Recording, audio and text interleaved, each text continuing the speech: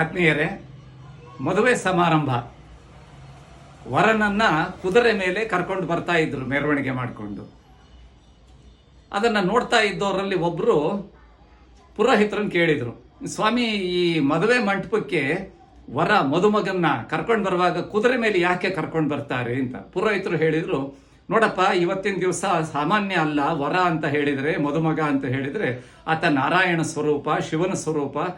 ಹಾಗಾಗಿ ಅದು ಕುದುರೆ ಅಂದರೆ ಸಾಮಾನ್ಯ ಕುದುರೆ ಅಂತ ನಾವು ತಿಳಿಬಾರದು. ಅದು ಇಂದ್ರನ ಉಚ್ಚೈಶ್ರವಸ್ಸು ಅನ್ನೋ ಕುದುರೆ ಅಂತ ನಾವು ಭಾವಿಸ್ಬೇಕು. ಹೀಗೆಲ್ಲ ಹೇಳಿದರು ಪುರೋಹಿತರು. ಆದರೆ ಪ್ರಶ್ನೆ ಕೇಳಿದವರಿಗೆ ಯಾಕೋ ಅದಷ್ಟು ಸಮಾಧಾನ ಆಗಲಿಲ್ವೋ ಏನೋ.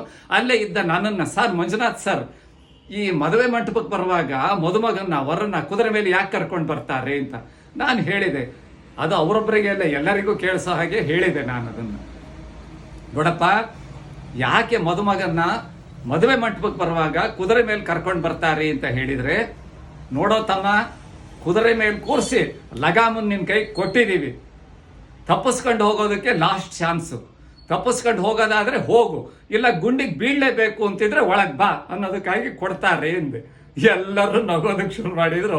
ಕೇಳಿಸ್ಕೊಂಡು ಮದುಮಗನ ಮುಖ ಮಾತ್ರ ಕಪ್ಪಿಟ್ಟಿತ್ತು.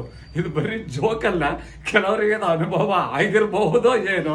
ನಾನಂತೂ ಬ್ರಹ್ಮಚಾರಿ, ನನಗೆ ಗೊತ್ತಿಲ್ಲ. ಆದರೆ ಹೇಳಿದೆ, ನಕ್ಕರು. ಸಂತೋಷ, ಎಲ್ಲರ ಜೊತೆಗೆ ಹಂಚ್ಕೊಳ್ಳಿ.